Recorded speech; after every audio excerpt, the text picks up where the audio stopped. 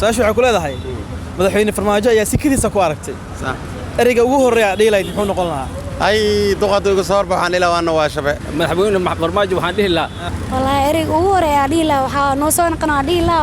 aad iyo aad noo taageeraa aha meesha tinta ka beerad hore igu geen dhiila meesha ugu horeeya wadina waaye waxaan dhiila madaxweyne soo laabo حواي كل يدي اسكو داي حادي لاين وزيرك ماليدة هي مقعاو السلام عليكم مرت مدحوينها جمهورية الصومالية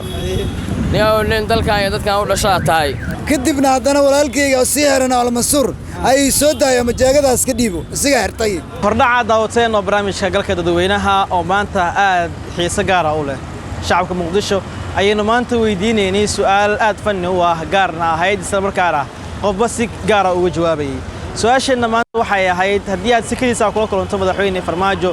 waxa ugu horeeya dhiil lahayd maxay noqonayaan shacabka Muqdisho ayaa jawaabo kala duwan bixinaya aan isla daawano balse marka hore like share iyo follow inta noo dhaha barteena YouTube ee galka dadweynaha iyo page-keena Facebook ee galka dadweynaha daawasho wacan su'aasha shacabka Muqdisho aynu weydiinay iyo qaabka ay uga falcelinayaan kusoo dhaw marka hore ee kanalkeena galka dadweynaha adoo magacaaga noogu bilaabay بسم الله الرحمن الرحيم waan ku dhawaa saaxib kanaalkaas galka dadweynaha su'aal barna maanta aan ku weydiino diyaar maanta u jawaabto ha bal soo daa isku dayaa waa su'aal iska macquul ah laakiin aan filayo inaad ka jawaabi doonto madaxweyne farmaajo ayaa sikadiisa ku aragtay maxaa sameyn lahayd ugu horeyn wallaahi waa madaxweynuhu waan ii sheegay haddaan sikadiisa aan iskaga soo horbixi lahayn madaxweynuhu waa madaxweynihii dalka anigu waxaan dhihi lahaa mar haddaan sikadiis kaga soo horbaxno madaxweyne run ahaantii 4 sano ugu soo dambeysay dalku waddo toosan baa ku soo siday xukunka sii haayo si cadaaladna ku joog intaas dhihi lahaa ereyga kala kaftan dhiilay ya ereyga kala kaftan lacag aha meesha tinta ka beerad hore igu geen dhihi lahaa waa tahay marka hore kusoo dhawow galka dadweynaha ee kanalkeenan adoo magacaaga noogu bilaabay waa dhowe walaal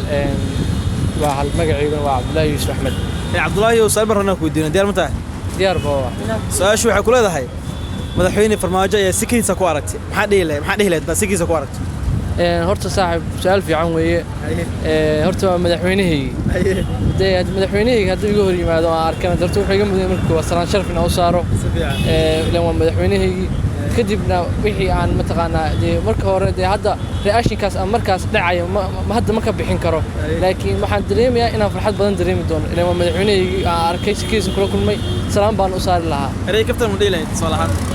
may horta waxaan erey kaftan hadda ku tuur waxaa ka mid ahaan lahaa ereyada ku tuuriyo ورنيه بالوطنك أفريقيا يوروب نجت في أفريقيا يس نجت تيجي. كوسا دو كانال كنا قال كده دوينها هذا مقعد نقول بلاوي. مقعد ومحمد عيسى حسين هذا ودوه هاي كانال كان. قال كده دوينها. قال كده دوينها. صبرنا كودينو ديار متاعي. هذا دويدين كرتها. سؤال شو عقول هذا هاي؟ مدحوين فرماجة سكيت سكواركتي. محد هلاي. والله قف عادي عمله وسلام لا مدحوينه معهن وقف شعب عهان عمله وسلام لا أنا عن. أريها وعدي لهاي أدي أو مركان الجدورة ويا ودك مقبيعك دونتها مسوا سيجوك دونتها ويدين لا ما صدق كسر وقال كده دوينها هذا مقعد يكون بلابيه ودوه سؤال بنكو دينا ديار متاعي ديارة سؤال شو عقول هذا هاي أدو عدك يكرنا وقاضية مدحوين فرماجة يا سكديسة كقولنتين أريجا وهو الرياء دي لا يدمحون قولها والله ereyga ugu horeeya dhiila waxaa noo soo noqonaa dhiila aad iyo aad noo taageeraa kusoo dhawow kanalkeena galka dadweynaha adoo magacaaga noogu bilaabay magacaygu waa Mahad Abuukar Mudee mahadow su'aal barna ku weydiiyay diyaar ma tahay diyaar waa sida su'aashu waxay ku leedahay madaxweyne farmaajo ayaa sikadiisa ku aragtay sax ereyga ugu horeeya dhiilayd muxuu noqon lahaa ay duqadooga soo baxaan ilaa waana waa shabe brada waxyar noo dajilay bilaabe dadkii dalka waa isku qastabe erey kale ku tuur leedahay ma jiraan ما وابنا بسم الله ما راح لقى شيء ما بلا جوجا به جانس كاس مركز يجو في عم بقول شيء لابه ستة وعو شيء ليه وحنا لا دقم محل ضد وين يستقر بس بقصته به وحنا لقى مش هيك رجت كله ولا صوت وبنو يا قصدوا قال كده دوينها هذا مقعد بلاوي أو كله ما سند ما ليبان محمد عبد القادر أو كم عدا فرعان دخول فرعان دخول سلام كودينا دير متاعي ساشو كل هذا لعل هذا وضد الكاميرا يا سكيس حكورة مدحوين فرماجو waxa ugu horeeyay ilaa maxay noqon lahayd madaxweyne farmaajo waxa ilaa madaxweyne ana wax barashada hadda ku dadaaluna هذا دلالنا عليه أكيد هذه دلالكين البعد لول لسه عمل ساس عمل ديناستي وحنا وتور لا أبو صون قمركله كسر قالك تدوينها هذا مقعد بلاوي أنا مقعد محمد اللي هذا أي محمد سلام كودينا ديرمتا وديار بان واي سؤال حقول هذا هذا ودنا السعودية سكيسة كوارتي مدحوين فرماجو سؤال أول رسم وح أول قصة دعية ده لا يدمحين نقنايا السلام عليكم مرت مدحوينها جمهورية الصومالية nin dalkan iyo dadkan u dhashaa tahay dhinac lugta waa ka qaaday culays galaataa dhinac ka jiro wadanka tooskiisa u wad ama haddaad iska wadi karin waqtigu uu dhammaaday annagu shacab baan nahay hana baabi'inahe iska wareejiyo hubka kusoo dhawo galka dadweynaha oo magacaaga ku bilaabay waxaan ka Ismaan Maxamed Hussein la yiraahdaa waxaan deganay Control Ismaan soo ku diinaa deeramta charge diyaaran waay soo shaqo kuleedahay adoo wadadan iska socda lacala ayaa sikadiisa ku artay madaxweyne farmaajo waxa ugu horeeya dhiilayd maxay noqon lahaayeen wallahi arin la yaab leh walaalkaygu waa soo dhaweyn lahaa kadibna haddana walaalkayga si heran al Mansuur ay soo daaya majaagadaas ka dhiibo isaga xirtay si tuugi bay dhaba xirtay aska soo daayay walaalkayga al Mansuur aska soo daayo ku soo dhawo galka dadweynaha kanaalkeena adoo magacaaga nagu bilaabay magacaygu Ciid Faad waa ku dhaweeyay ciidu samaan ku diinaa deeramta waay soo shaqo kuleedahay adigoo iska socday sikadiisa ku aragtay madaxweynaha dalka farmaajo su'aasha ugu horeysa uu dileed maxay noqon lahayd su'aasha ugu horeysa uu dilaa waaye waxaan dilaa madaxweyne soo laabo 4 sano soo socday insha Allah waa nin wax badan wada ka qabto waaye waa nin nabadda sugay aad u sugay nabadda marka soo laabanaan dilaa intaas la ku dirsan lahaa daarka waxay ku kaftan dilay ya kaftan kala dilay